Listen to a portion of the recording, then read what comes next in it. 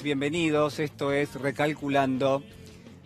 Han pasado algunas horas y algunos días del proceso electoral y quiero proponerle esta noche que existe una pregunta que sin ninguna duda seguramente usted se hace y que yo también me hago en este momento. Esa pregunta es: ¿qué le vamos a pedir a la política a partir de ahora?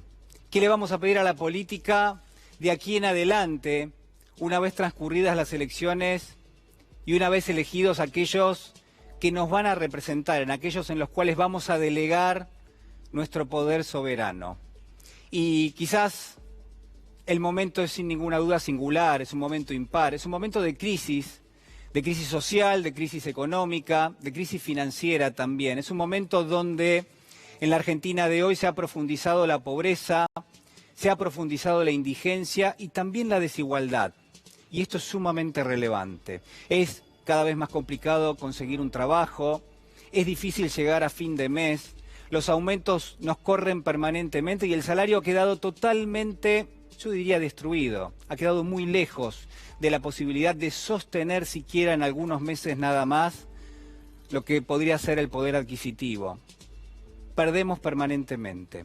Hay una situación que recorre transversalmente todo esto, por supuesto, y a usted no se le escapa.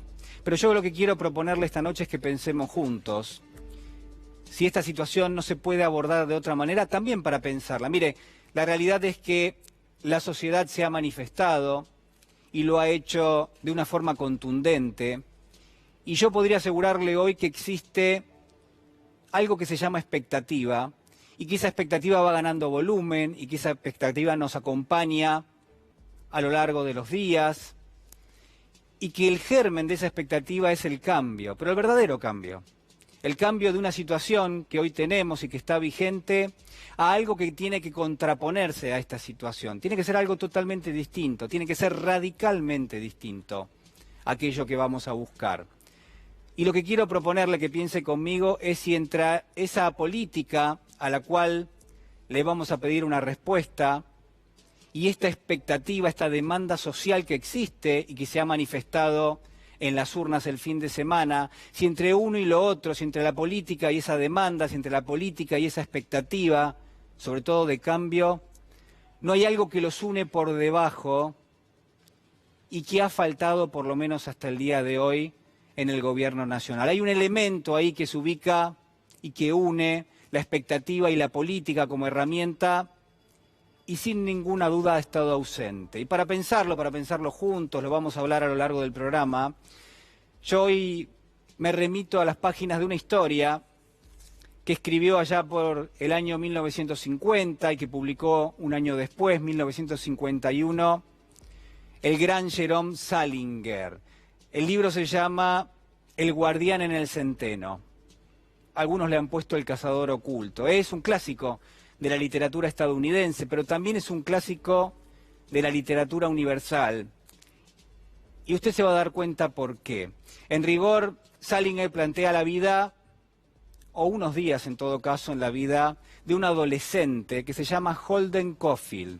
Holden Caulfield tiene apenas 16 años al momento en el cual se narran los hechos, pero cuando cumple 17 es que se decide finalmente a contar su historia. No sabemos cómo la cuenta, quizás se la está diciendo oralmente a alguien, pero hay un registro de eso. Tenemos la sensación de que en el lugar donde está Holden, que en el lugar donde está este adolescente, y entre usted y yo, el lugar donde está es un centro psiquiátrico,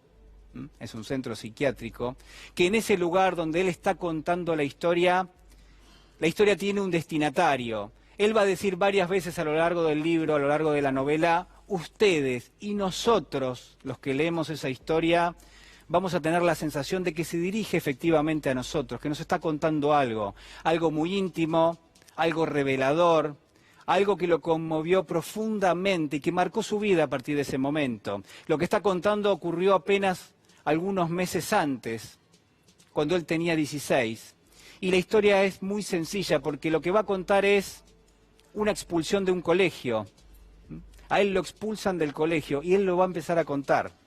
Es una voz narradora que empieza a elevarse lentamente. Nos enteramos de que fue expulsado por mala conducta, de que inmediatamente después de que fue expulsado de ese colegio donde estaba internado, era un colegio pupilo, y hacía tiempo él que no veía a sus padres, pero que inmediatamente después de que el director le dice que se vaya de la escuela, que se vaya de la institución, él en lugar de ir a la habitación que comparte con un compañero de cuarto, que comparte con un amigo, con alguien que iba al colegio con él, en lugar de ir hacia ese lugar, él sale del colegio y empieza a caminar. Agarra un poquito de dinero y deambula y se dirige directamente a la ciudad de Nueva York. Allí va a transitar las calles más oscuras, va a pasear por los parques, se va a quedar pensando, va a tomar distintos medios de transporte, va a hablar con la gente, pero en todos esos eventos, y sin ninguna duda, no le pasa nada extraordinario a Holden Caulfield a lo largo del libro. No le pasa nada extraordinario, es la vida común, es la vida de todos los días,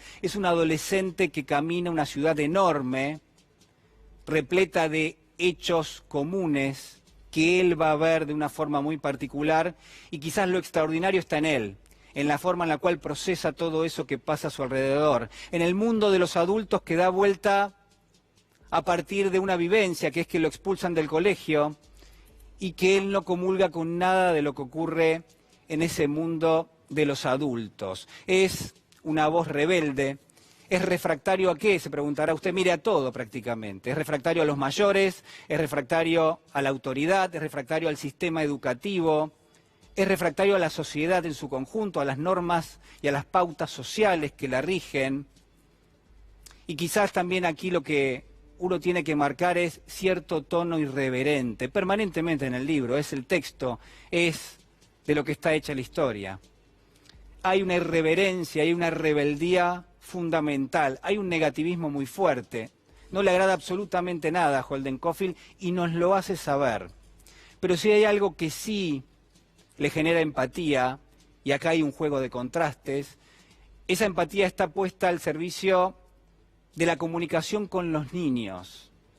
Porque Holden Caulfield, a pesar de que es un ser que se revela ante todo, que es un ser que no comulga con absolutamente nada, que no quiere a sus padres o que los quiere bien lejos, de todas maneras sí se va a relacionar con su pequeña hermana, la va a ir a visitar a escondidas a su casa, también se va a relacionar con los compañeritos de su hermana, y va a ir a un colegio, y va a visitarlos, y va a ayudarlos a borrar todas las malas palabras que están escritas en la escuela, le va a atar los patines a alguien que está patinando en el Central Park allí en Nueva York, a un chiquito también que está haciendo deporte en ese lugar, y todos esos son pequeños gestos que él va a dejar constancia de que existe una comunicación con aquellos que no llegan a la madurez, con aquellos que no atraviesan el campo de la adultez. Pero si yo tuviese que marcar un elemento esta noche, si yo tuviese que recoger un elemento de esta historia que se llama El guardián en el centeno, mire, le diría que es el soliloquio, que es esa especie de voz narrativa que se alza, que nos inyecta una duda. La duda es, ¿está loco Holden Caulfield? ¿Está loco este adolescente? ¿Le pasa algo? ¿Qué es lo que le pasa? ¿Por qué rechaza todo lo que está a su alrededor?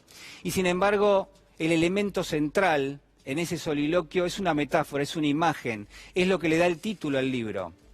Porque Holden Caulfield lo que va a decir en un momento, que para él en la sociedad que lo rodea, que es la misma que nos rodea a todos, es la misma que nos rodea a todos, que en esa sociedad existe un abismo, que existe un borde, una periferia, y que a partir de un lugar uno cae en el abismo, uno cae en el vacío, la caída es infinita, la caída es enorme. Él va a decir que la sociedad es como una especie de largo, amplio, enorme campo, un campo enorme, un territorio enorme, donde están plantados miles de pequeñas plantitas de centeno que han crecido, que de pronto se vuelven enormes, muy parecidas a un trigal, es el centeno, y que él está perdido en el medio de ese campo, que él, de alguna forma, está escondido, está oculto en medio de ese enorme campo de centeno. Pero además va a decir que al final de ese campo existe este abismo, que al final de ese campo, que al final de esa extensión hay una pequeña línea, una periferia, y que un paso más que uno dé, uno puede caer en un abismo. Y va a asignarlo con un ejemplo que creo que es fundamental, que es que los chicos, va a decir él, los niños son los que vienen corriendo, los que atraviesan la sociedad, los que atraviesan ese campo de centeno, y que en algún momento esos niños pueden caer al vacío, que pueden caerse del abismo, porque no ven nada, porque está lleno de plantas de centeno, porque el campo está repleto, porque no se ve absolutamente nada, pero que él tiene una función en esa sociedad, que es la de atraparlos, que es la de tratar de que no caigan al vacío, de que no cedan ante el abismo. Por eso se llama el guardián en el centeno, porque él se ve a sí mismo como un guardián perdido en el medio de ese campo de centeno, donde su misión es rescatar, si cabe, a los niños que atraviesan la sociedad. Es quizás una de las ideas fundamentales de la historia. Él va a decir que es una especie de cazador oculto, que en todo caso es alguien que nos muestra permanentemente que existe un ideal. Ese ideal tiene que ver con la posibilidad de salvar a las personas, a los niños, porque es el reflejo metafórico que ofrece la historia, pero también a cualquiera de ese lugar del abismo para el cual uno podría pensar que es el momento de la adultez. Y la adultez tiene que ver con la competitividad, y la adultez tiene que ver con el individualismo, y tiene que ver con la indiferencia, y tiene que ver también para Holden Caulfield, pero yo se lo propongo que lo piense para nosotros, si ese abismo no es mirar que existe pobreza, indigencia, desigualdad en nuestro país y no hacer absolutamente nada. Si ese abismo no tiene que ver con la posición del poder de turno que ha mirado para un costado y que ha acrecentado y ha profundizado todas esas falencias que nos afectan como sociedad. Ese es el abismo que marca Holden Caulfield.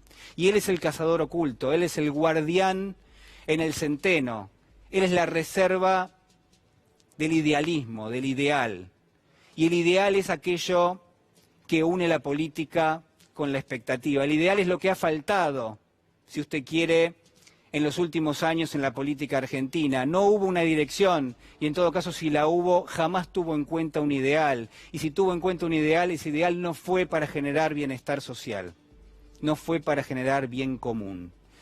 Y este es el elemento que hoy, para mí al menos, merece el análisis a partir de esta historia. Mire, en una sociedad que es cada vez más pobre, donde hay mayor indigencia, donde hay mayor desigualdad, si la política es aquello que nos va a unir, si la política es aquello que surge de la relación con el otro, sin ninguna duda, a esa política no le puede faltar ideales.